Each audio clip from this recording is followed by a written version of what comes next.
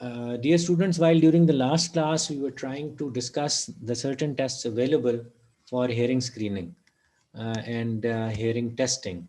Right now what I'm going to do is that I'm going to discuss another test which is tympanometry, and we will be talking about tympanograms as well. जैसे कि last time मैंने आपके साथ जिक्र किया था pure tone audiometry के बारे में, तो प्योर टोन ऑडियोमेट्री क्या चीज़ थी कि वो एक प्योर टोन को सर्टन डेसिबल लेवल्स पर प्रेजेंट करती थी और सब्जेक्ट का रिस्पांस लेती थी, और जब सब्जेक्ट वो आवाज़ सुन लेता था तो वो रिस्पांस देता था और आप उसके थ्रेशोल्ड जो थे वो इस्टेब्लिश करते चले जाते थे, और उसके नतीजे में एक चार्ट बनता था जिसको कि आपने ऑडियोग्राम कहा था। ऑडियोग्राम के ऊपर फ्रीक्वेंसीज थी और ऑडियोग्राम के ऊपर डेसिबल्स थे, और ऑडियोग्राम के ऊपर पाए जाने वाले सिंबल्स जो थे वो इंडिकेट करते थे कि किसी ख़ास शख्स के हेयरिंग थ्रेशोल्ड्स क्या हैं और वो किस तरीके से अपनी हेयरिंग का वो फ़ायदा उठा रहा है। सो अभी राइट अगेन हम एक और काम करने वाले हैं, और वो है ये कि एक और किस्म का टेस्ट है जो कि ऑडियोग्राम से रिलेटेड तो नहीं है, लेकिन मोर और लेस काम आपको ये ज़रूर बताएगा कि वो किस तरीके से किसी शख्स की हेयरिंग के ऊपर असरअंदाज होता है। इसका नाम टिम्पैनोमेट्रिक टेस्ट है। टिम्पैनोमेट्रिक्स जैसा कि इसके नाम से ज़ाहिर है, टिम्पैनिक मेम्ब्रेन से ये वर्ड मिलता जुलता है अगर आप इसको रिलेट करें। तो बेसिकली इसके अंदर टिम्पैनोमीट्री के अंदर हम टिम्पैनिक मेम्ब्रेन के फंक्शंस को स्टडी करते हैं। हम देखते हैं कि टिम्पैनिक मेम्ब्रेन की वाइब्रेटरी सलाहियतें कितनी हैं, और उसकी ये जो वाइब्रेशंस हैं ये बेसिकली डिटरमिन करती हैं कि मिडल ईयर के अंदर क्या सिचुएशन है। मिडल ईयर के अंदर कोई फ्लूइड तो नहीं है, मिडल ईयर के अंदर कोई और वैक्स कोई ऐसी चीज़ तो नहीं है, कोई इन्फेक्शन तो नहीं है ओटाइटिस मीडिया वगैरह। और उस वक़्त जब हम साउंड इंट्रोड्यूस करते हैं ईयर कनाल के अंदर, तो उसके नतीजे में टिम्पैनिक मेम्ब्रेन मूव करती है, और टिम्पैनिक मेम्ब्रेन की मूवमेंट से भी हमें अंदाज़ा हो जाता है, और वहाँ पर एयर वॉल्यूम जो है वो भी हमें इंडिकेट कर देता है कि किसी कान के टिम्पैनिक मेम्ब्रेन की किस कदर पॉसिबल है, उसकी मूवमेंट्स पॉसिबल हैं और उसके साथ किस किस्म के इवेंट्स हो रहे हैं। इन तमाम चीज़ों को जानने के लिए what we are going to do is ke we will be like discussing the same thing again. और what is tympanogram then? So tympanogram जैसे कि प्योर टोन ऑडियोमेट्री की रिपोर्ट जो थी हमने जिस ग्राफ पर दी थी उसका नाम हमने रखा था ऑडियोग्राम, और यहाँ पर जो है टिम्पैनिक मेम्ब्रेन के ऊपर जो स्टडी की जाती है इसकी रिपोर्ट को टिम्पैनोग्राम्स कहा जाता है। तो हम ये कुछ स्टडी करने की अभी कोशिश करते हैं। सो लेट अस सी, मैंने आपको लास्ट टाइम एक ऑडियोमीटर दिखाया था और ऑडियोमीटर के नॉब्स आपको बताए थे, और आपको बताया था कि किस तरीके से फ्रीक्वेंसीज हैं कंट्रोल और लाउडनेस लेवल कंट्रोल किया जाता है। बिल्कुल इसी तरीके से अगर आप यहाँ पर देखें तो इस पिक्चर के अंदर आपको बताया जा रहा है कि what does a tympanometer look like. So एक टिम्पैनोमीटर जो है वो बेसिकली एक हैंड हेल्ड डिवाइस है, जो कि ये देखें इसके हाथ में एक हैंड हेल्ड डिवाइस है, और इसके आगे ये एक नॉब है which is inserted in the year, और उसके अलावा इसके सारे मैनुअल कंट्रोल्स आपको नज़र आ रहे हैं, और ये इसका एक प्रिंटर है। तो ये दूसरे लफ्ज़ों में दिस इज़ समथिंग जो कि हैंड हेल्ड होगी, हाथ में पकड़ी हुई होगी ऑडियोलॉजिस्ट ने, और ये वाली रिपोर्ट जो है वो यहाँ से प्रिंटर से बाहर निकल रही है। अगेन अगर आप इसको गौर से देखें तो ये चार्जिंग डिवाइस है, यहाँ से ये वाली जो इसकी टिम्पैनोमीटर है ये यहाँ से चार्ज हो जाए। So this is a tympanometer, this is the charging, this is the printer. ये सारा कुछ एक यूनिट के तौर पर आपको मिलता है, और ये उसकी रिपोर्ट हमने आपको बड़ी करके दिखा दी है। और इस रिपोर्ट में आप देखें कौन सी दो चीज़ें हमें नज़र आती हैं। जैसे ऑडियोग्राम के ऊपर आपको दो चीज़ें नज़र आती थी, एक तरफ प्रेशर था और एक तरफ फ्रीक्वेंसीज थी। यहाँ पर भी एक ग्राफ है, लेकिन इस ग्राफ के अंदर हम कुछ और मैयर कर रहे हैं। इस ग्राफ के अंदर जो चीज़ें हम मैयर कर रहे हैं वो नंबर वन है कंप्लायंस, कि उसकी कंप्लायंस कैसी है, उसकी कैसे कंप्लाई करती है, वाइब्रेशन कितनी करती है, वाइब्रेशन की उसके अंदर किस कदर कैपेसिटी है। This is the compliance of the tympanic membrane. और ये है प्रेशर इन DAPN, और ये प्रेशर किस चीज़ को इंडिकेट करता है? प्रेशर इंडिकेट करता है कान के जो ट्यूब है, कौन सी ट्यूब, जो आपकी ऑडिटरी ट्यूब है टिम्पैनिक मेम्ब्रेन से पहले वाली, उसके अंदर किस कदर प्रेशर मौजूद है। तो बेसिकली आप अगर गौर करें तो गौर करके आपको ये अंदाजा होगा कि ये ग्राफ जो है दो चीज़ों को दरमियान रिलेशनशिप इंडिकेट करता है। पहली जो चीज़ है वो compliance of the tympanic membrane है, और नंबर 2 उसके अंदर ईयर कनाल के अंदर प्रेशर कितना है। तो हम ये बार बार स्टडीज करते हैं कि प्रेशर कितना है और टिम्पैनिक मेम्ब्रेन की कंप्लायंस कितनी है। ये बड़ा अच्छा टेस्ट है, और ये टेस्ट अच्छा इसलिए भी है क्योंकि ये एक ऑब्जेक्टिव किस्म का टेस्ट है। देखो हमने पीटीए का जिक्र किया था, प्योर टोन और जियोमेट्री वाला टेस्ट जो था वो सब्जेक्टिव था। उसमें इंडिविजुअल ने बताना था कि जी मैंने कोई टोन सुनी है या नहीं सुनी। इसके अंदर ऐसा कोई सिलसिला नहीं है। इसके अंदर ये डिवाइस जो है, ये जो टिम्पैनोमीटर है, ये खुद से डिटरमिन कर लेता है कि प्रेशर कितना है और टिम्पैनिक मेम्ब्रेन का कंप्लायंस कितना है, और ये ऑब्जेक्टिव टेस्ट कहलाता है। न सिर्फ ये कि ये एक टेस्ट ऑब्जेक्टिव है, मशीन बेस्ड टेस्ट है, बल्कि दूसरी इसके अंदर जो अच्छी चीज़ ये है कि ये खुद से ये सारा कुछ मॉनिटर करता है। It's easier to use, it's convenient to use. फ़ौरन से आपको पता चल जाता है कि टिम्पैनिक मेम्ब्रेन की क्या सिचुएशन है, मिडिल ईयर के अंदर क्या सिचुएशन है, कोई कंडक्टिव पार्ट तो नहीं है, कान के अंदर कोई वैक्स तो नहीं है। ये सारी चीज़ें आपको इन वन गो जो है ये सारा कुछ पता चल जाता है। ये क्विक टेस्ट है, क्विक इंफॉर्मेशन गेटिंग सोर्स है हमारे पास। तो टिम्पैनोमेट्री एक और किस्म का टेस्ट हो गया जिसके अंदर हम कान के जो ऑडिटरी कनाल है उसके अंदर एयर प्रेशर देखते हैं, टिम्पैनिक मेम्ब्रेन के फंक्शंस देखते हैं। टिम्पैनिक मेम्ब्रेन के फंक्शन देखने से आपको ये पता चल जाता है कि मिडल ईयर की क्या सूरत हाल है, वहां पर कोई इन्फेक्शन है, वहां पर कोई फ्लूइड्स हैं, आपको ये चीज पता चल जाती है।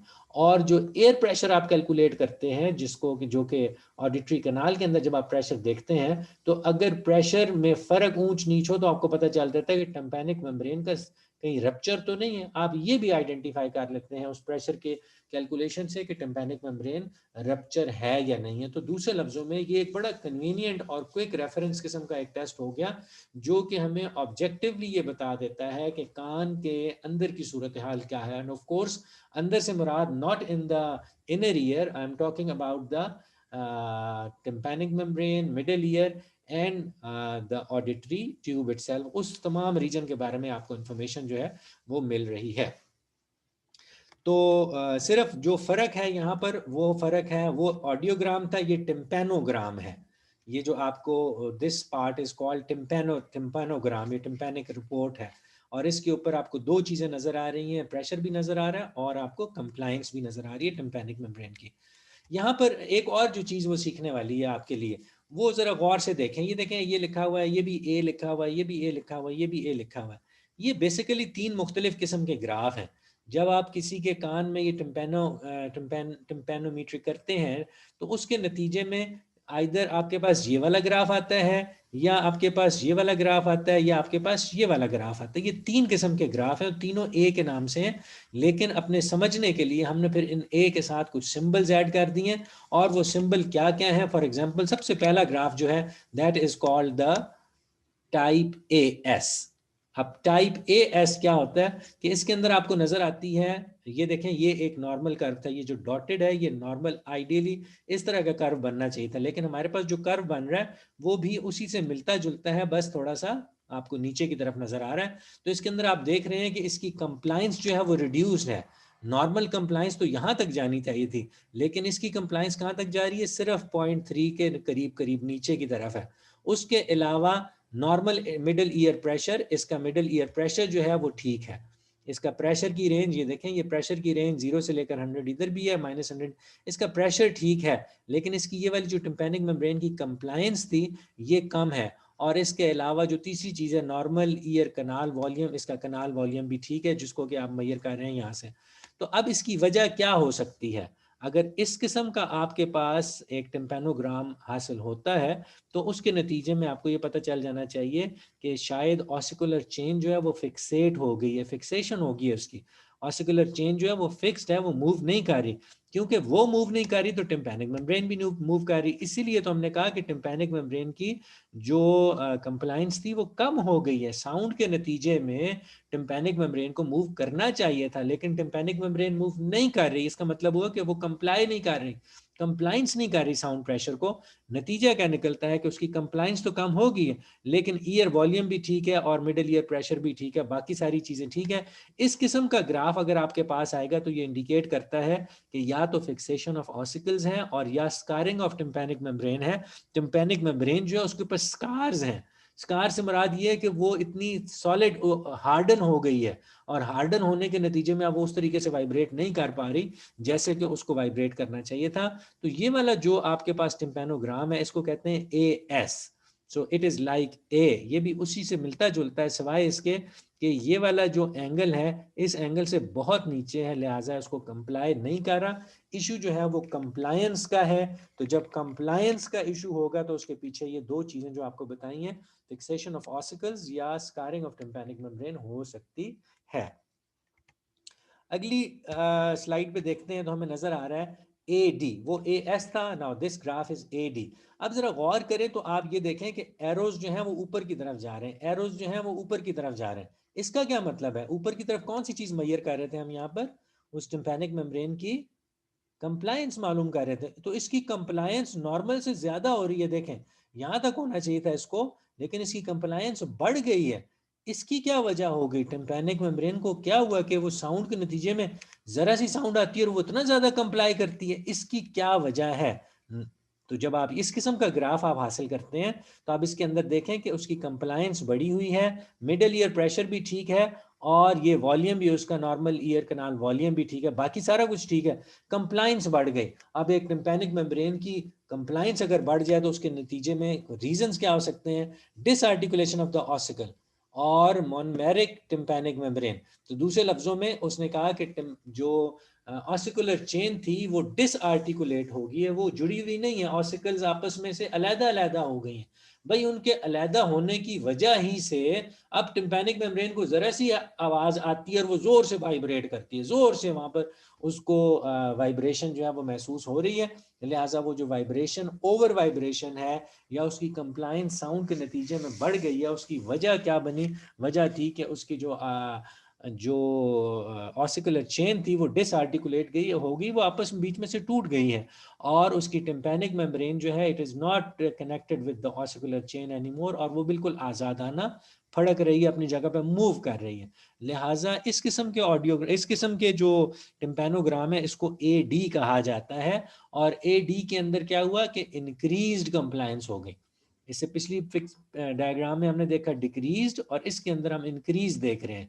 तो जब वो डिक्रीज हो रही थी तो इसका मतलब ये था कि फिक्सेशन थी ऑसिकल्स की, और जब ये इंक्रीज होगी है तो उसका मतलब है कि ऑसिकुलर चेन टूटी फूटी है, टूट गई है, कहीं से उनके कनेक्शंस आपस में नहीं रहे, लिहाजा इस वजह से इसकी कंप्लायंस बढ़ गई। तो ये तो हो गया, मैंने आपको टाइप ए जो कि नॉर्मल ग्राफ था, आई परहैप्स मिस्ड ऑन दिस, ये नॉर्मल वाला ग्राफ है टाइप ए।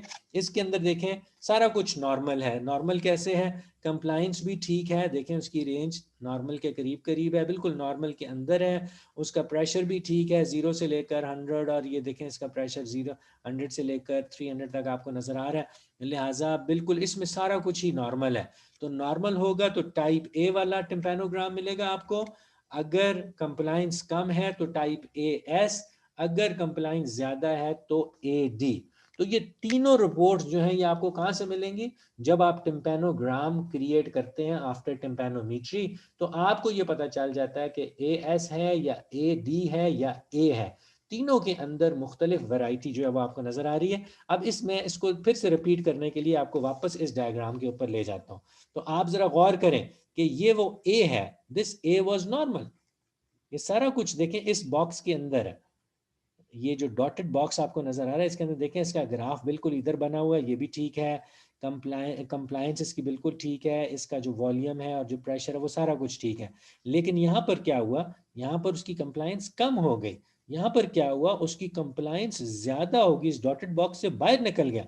अगर इस डॉटेड बॉक्स के अंदर रहती तो हम कहते हैं ठीक है जी कंप्लायंस ठीक है, लेकिन ये उससे ओवर एग्जेजरेट कर रहा है। तो यहाँ पर क्या हुआ? ऑसिकुलर चेन आपस में टूटी हुई है। यहाँ पर क्या हुआ? ऑसिकुलर चेन फिक्सेट है, वो फिक्स हो गई है। वो जो थोड़ी बहुत मूवमेंट उसकी करनी जरूरी थी वो मूवमेंट भी नहीं कर रहे।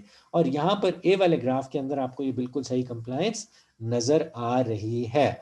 लिहाजा और ये वाली क्या चीज है? ये जितना बड़ा ग्राफ होगा जितना हाई ग्राफ होगा उतना उसके वॉल्यूम का जिक्र होता है। तो ये ऐसे लिखा हुआ इक्विवेलेंट ईयर कनाल वॉल्यूम इन सेंटीमीटर। तो ये ईयर कनाल वॉल्यूम को हम ऐसे डिटरमिन करते हैं, this is the volume, this is the volume, this is the volume. तो बेसिकली हमने इस तमाम टिम्पैनोग्राम्स के ऊपर ये देखा कि किस तरीके से टिम्पैनिक मेम्ब्रेन की मूवमेंट जो है वो ये जाहिर करती है कि मिडल ईयर में ऑसिकुलर चेन इंटैक्ट है या नहीं है, फिक्सेट है या नहीं है, और क्या वो नॉर्मली बिहेव कर रही है। ये सारा कुछ आप यहीं से आइडेंटिफाई कर लेते हैं। और ना सिर्फ ये, बल्कि आप ये भी आइडेंटिफाई कर लेते हैं कि टिम्पैनिक मेम्ब्रेन की अपनी शक्ल सूरत और उसका अपना जो अपनी जो उसकी बनावट है या स्ट्रक्चर है, क्या वो तो कंप्रोमाइज नहीं हो गया, क्या वो रप्चर तो नहीं हो गया, ये वगैरह वगैरह। और रप्चर होने के साथ साथ क्या उसके अंदर कोई फाइबर्स आ गया जिसकी वजह से वो थिकन होगी। ये सारी चीज़ें आपको आइडेंटिफाई हो जाती हैं टिम्पैनिक मेम्ब्रेन से। इनको हम कहते हैं टिम्पैनोग्राम। ये ए वाली रिपोर्ट्स थी। टिम्पैनोग्राम बाज औकात हमें टाइप बी जो है वो आपको आइडेंटिफाई करता है। तो टाइप बी से क्या मुराद है? अब ये वही वाला देख लें, टिम्पैनोग्राम के बेसिक्स आपको मैं दोबारा रिपीट कर देता हूँ। ये आपके जो टिम्पैनिक मेम्ब्रेन है, जो उसकी है कंप्लाइंस थी, ये उसका प्रेशर है, और ये वाला जो था अपवर्ड्स, ये उसका सारे का सारा वॉल्यूम था। अब इसके अंदर आप अगर गौर करें तो ये ग्रे डॉटेड लाइन जो है ये इंडिकेट करते हैं नॉर्मल कर्व को। लेकिन हमें जो कर्व हासिल हो रहा है इस दफ़ा, वो इस तरीके से कर्व हासिल हो रहा है। नॉर्मली उसके अंदर एक हाई पॉइंट होना चाहिए था जैसे इस डॉटेड लाइन में नजर आ रहा है, लेकिन हमारा ग्राफ तो फ्लैट हो गया। देख रहे हैं आप, हमारे जो ग्राफ मिला वो बेसिकली एक फ्लैट ग्राफ है, इसके अंदर तो कोई हाई पॉइंट नहीं है। हाई पॉइंट तो होना चाहिए था, जैसे ये देखें, ये देखें, आपको एक हाई पॉइंट मिलता है। ये आपका ग्राफ था जो आप देख रहे थे। लेकिन अब इस केस के अंदर आप देखें तो ये ग्राफ जो है वो फ्लैट हो गया है। अब फ्लैट ग्राफ का क्या मतलब है? जब कभी भी आपके पास टिम्पैनोमीट्री के नतीजे में फ्लैट ग्राफ आएगा तो हम उसको कहेंगे कि ये टाइप बी ग्राफ है। टाइप ए के अंदर एपेक्स पॉइंट होता है, हाई पॉइंट होता है, लेकिन टाइप बी के अंदर एपेक्स पॉइंट नहीं होता, बल्कि ये फ्लैट होते हैं। अब इसके अंदर क्या हुआ? नो कंप्लायंस और प्रेशर इंडिकेटेड। आपको नजर आ रहा है कि टिम्पैनिक मेम्ब्रेन के ऊपर कोई प्रेशर जो है वो हमें महसूस नहीं, उसकी कंप्लायंस बहुत थोड़ी सी कंप्लायंस है, और प्रेशर भी कितना थोड़ा सा उसको नजर आ रहा है, आपको -400 से भी पीछे की तरफ जा रहा है। लिहाजा नॉर्मल ईयर कनाल वॉल्यूम, लेकिन कनाल वॉल्यूम जो है वो आपको नॉर्मल नजर आता है। इसकी वजह क्या है? इसकी वजह यह है कि मिडिल ईयर के अंदर फ्लूइड है। सो आप याद रख लीजिए कि जब कभी भी मिडिल ईयर के अंदर फ्लूइड होगा, आप जब टिम्पैनोमीट्री करोगे तो उसके नतीजे में आपको टाइप बी नजर आएगा, जो नॉर्मल वॉल्यूम के साथ। टाइप बी नॉर्मल वॉल्यूम वाला इस तरीके से आपको नजर आएगा आपका ग्राफ। इस डायग्राम को देखिए। अब इसके अंदर क्या हुआ? इसमें वॉल्यूम जो है वो इंक्रीज्ड है, it is increased volume. Increased volume में क्या होता है? ग्राफ उसी तरह फ्लैट है, कंप्लायंस कोई नहीं है, लेकिन वॉल्यूम जो है वो इंक्रीज हो गया। वॉल्यूम इंक्रीज होने की वजह क्या होती है? कि परफोरेटेड टिम्पैनिक मेम्ब्रेन जो है वो रप्चर्ड है, या फ्रिंजो एसोफेजियल ट्यूब्स जो हैं वो बंद हैं या ब्लॉक्ड हैं। अब जरा गौर करें तो आपको नजर आएगा कि आपको ये नजर आएगा कि यहाँ पर वॉल्यूम इंक्रीज हो गया, यहाँ पर वॉल्यूम डिक्रीज है, ये वॉल्यूम इंक्रीज और ये डिक्रीज। अब आप गौर करें तो आपको ये नजर आता है कि टिम्पैनिक मेम्ब्रेन की परफोरेशन से भी फर्क पड़ा, टिम्पैनिक मेम्ब्रेन की जो रप्चर होना है उससे भी फर्क पड़ा। लिहाजा टाइप बी जो है ये एक ऐसा टिम्पैनोग्राम है जिसके अंदर आपको फ्लैटनेस ऑफ द कर्व नजर आएगी। ये फ्लैट कर्व नजर आ रहा है आपको, नंबर वन। इसके अंदर कोई पीक नहीं है, और वॉल्यूम अगर इंक्रीज्ड है तो दैट इंडिकेट्स कि टिम्पैनिक मेम्ब्रेन रप्चर्ड है। बिल्कुल इसी तरीके से टाइप बी डिक्रीज्ड वॉल्यूम। सबसे पहले हमने देखा type B normal volume, type be increased volume, और अब हम देख रहे हैं टाइप बी डिक्रीज्ड वॉल्यूम। तो देखें ऊपर उसी तरीके से पहले कर्व आपकी फ्लैट है, कंप्लायंस प्रेशर आपका कोई नहीं है, बहुत थोड़ा है, या फिर तीसरी जो चीज़ इसके अंदर आपको नजर आई है वो डिक्रीज एयर वॉल्यूम है। और इसकी वजह क्या हो सकती है? वो है ऑक्लूडिंग वैक्स, के कान के अंदर वैक्स मौजूद है। अब ये तीन इंडिकेटर्स आपको बड़े स्ट्रांगली पता चल गए कि बी बी टिम्पेनोग्राम कौन से होते हैं? बी टिम्पेनोग्राम्स वो होते हैं जिनके अंदर देयर इज नो पीक, वो फ्लैट, आपको फ्लैटनेस नजर आएगी, नंबर वन। नंबर टू, आपको जो कंप्लायंस है वो कम नजर आएगी या नहीं नजर आएगी। और तीसरे नंबर पे जो फर्क है वो सिर्फ फर्क ये होगा कि वॉल्यूम बढ़ गया है या वॉल्यूम कम हो गया है या वॉल्यूम नॉर्मल है। ये कौन सा वॉल्यूम है? ये एयर कनाल का प्रेशर वॉल्यूम है, जिससे आपको वॉल्यूम है, उसका साइज है, जिससे आपको ये पता चल जाएगा कि टिम्पैनिक मेम्ब्रेन की फंक्शनिंग क्या है, या कोई उसके अंदर कोई ऑक्लूडिंग बॉडी है या नहीं है, वैक्स की सूरत में या किसी और सूरत में हो सकती है। लिहाजा इन तमाम ए और बी टाइप ऑफ टिम्पैनोग्राम से हमें ये बात पता चली कि इन क्विक रेफरेंस हमें ये पता चल जाता है कि कौन सी पैथोलॉजी इन्वॉल्व है, कौन सा ऑर्गन जो है वो कंप्रोमाइज हो रहा है। देखो, प्योर टोन ऑडियोमेट्री तो हमें सिर्फ ये बता रही थी कि आप कितना सुन सकते हैं, लेकिन टिम्पैनोग्राम थोड़ा सा आगे चला गया और इसने हमें ये भी बता दिया कि आउटर ईयर या मिडल ईयर के अंदर कोई प्रॉब्लम तो नहीं है। अगर कोई प्रॉब्लम होगी तो वो आपको इंडिकेट कर देगी, जो फिजिकल नेचर की प्रॉब्लम है। जो सेंसी न्यूरल है, सेंसी न्यूरल के साथ ये मैनेज नहीं करता। सेंसी न्यूरल तो हमें ये पीटीए के जरिए पता चलेगा कि किसी इंडिविजुअल को सेंसी न्यूरल हेयरिंग लॉस है या नहीं है, और उसके हेयरिंग लॉस पर डिपेंड करता है कि हम ये डिटरमिन कर पाते हैं कि प्रॉब्लम की नौइयत और उसकी साइट जो है वो क्या हो सकती है। एक और किस्म के टिम्पैनोग्राम होते हैं जिनको टाइप सी कहा जाता है। अब टाइप सी के अंदर आप अगर इस डायग्राम को गौर से देख लें तो आप देखेंगे कि वो जो डिजायर्ड कर्व था, अब यहाँ पर पीक तो बन रही है, लेकिन पीक इस डॉटेड लाइन के अंदर नहीं बन रही, बल्कि एक साइड पे बन रही है, नंबर वन। यानी कि दूसरे लफ्जों में आप ये कह सकते हैं कि नेगेटिव मिडल ईयर प्रेशर है, टिम्पैनिक मेम्ब्रेन जो है वो नेगेटिवली प्रेशराइज्ड है। प्रेशराइज से मुराद ये कि बाहर की तरफ बल्ज आउट है उसके अंदर। वैसे तो टिम्पैनिक मेम्ब्रेन अंदर की तरफ बल्जिंग आउट होती है, लेकिन इसके अंदर बल्ज आउट, बल्ज जो है वो बाहर की तरफ है। रिड्यूस्ड कंप्लायंस है इसके अंदर भी आपको नजर आ रही, और ईयर कनाल वॉल्यूम जो है वो ठीक है। तो अब ये का बाहर आ जाना, इससे ये इंडिकेट कर रहा है कि there is a negative middle ear pressure. Middle ear के अंदर नेगेटिव प्रेशर है, यानी कि नेगेटिव प्रेशर से मुराद ये कि the pressure is too much, बाहर के एनवायरनमेंट से ज्यादा प्रेशर, इसलिए टिम्पैनिक मेम्ब्रेन को उसने बाहर की तरफ पुश किया हुआ है। इसकी वजूहत क्या हो सकती हैं? वजूहत ये हो सकती हैं कि यूस्टेशन ट्यूब डिसफंक्शन हो सकता है, और ये एक बिहेवियर है जो कि बच्चे अपनी नोजी सिकोड़ के ना नाक को ऊपर ऊपर करते रहते हैं, सो दैट उनको एयर बैलेंस हो सके उनके मिडिल ईयर कैविटी में। तो ये स्निफिंग चिल्ड्रन, इनको बहरहाल एक इजी अंडरस्टैंडिंग के लिए आपको एग्जांपल दी गई है। तो टाइप सी कौन से हो गए बच्चे? टाइप सी वो हो गए जिनके अंदर नेगेटिव मिडल ईयर प्रेशर है, और नेगेटिव मिडल ईयर प्रेशर होने के नाते टिम्पैनिक मेम्ब्रेन जो है वो बल्ज आउट कर रही है, और उसकी एक बड़ी खास वजह जो है वो टिम्पैनिक मेम्ब्रेन का यूस्टेशन ट्यूब का काम ना करना है। और यूस्टेशन ट्यूब जब काम नहीं करती तो अगेन ये आपको याद होगा, आपको पहले भी बताया जा चुका है कि जब कभी आप तेजी से अपने ऑल्टीट्यूड को, अपनी ऊंचाई को तब्दील करते हैं, जैसे हिली एरियाज में जाते हैं, तो आपके कान बंद हो जाते हैं। उसकी वजह क्या होती है? नेगेटिव ईयर प्रेशर हो जाता है, यानी आपके कान के अंदर प्रेशर ज़्यादा होता है और बाहर एनवायरनमेंट में प्रेशर कम होता है, लिहाजा आपकी टिम्पैनिक मेम्ब्रेन बाहर की तरफ पुश हो जाती है। अगर उस वक्त आपकी ये कंप्लायंस चेक की जाए टिम्पैनिक मेम्ब्रेन की, तो वो फिर एक्सेसिवली नेगेटिव जो है वो आपको मिडिल ईयर प्रेशर इंडिकेट करेगी, यानी कि मिडिल ईयर में प्रेशर ज़्यादा होगा और एनवायरनमेंट के अंदर प्रेशर कम होगा, लिहाजा टिम्पैनिक मेम्ब्रेन बाहर की तरफ धकेली जाएगी, और इस किस्म का टाइप सी ग्राफ जो है वो आपके पास बनेगा। तो आपको फिलहाल अगर आप लोग इसी चीज़ को मैनेज कर पाए इस क्लास में कि टिम्पैनोमेट्री क्या चीज़ है, again it is a sort of a test जो कि डिटरमिन करता है आउटर ईयर और मिडिल ईयर की कंडीशंस को। देखो, कान को हमने ऑब्जर्व करना था, तो कान का जो बाहर वाला आउटर पार्ट है वो तो आपने ऑब्जर्व कर लिया थ्रू योर नेकेड आई, और आपने देख लिया कि आपको नजर आ रहा है ऑरिकल क्या है, कोई इसके अंदर कोई शेप के अंदर डिफॉर्मिटी है, कोई साइज में प्रॉब्लम है, वो तो आपको बाहर बाहर से नजर आ गया।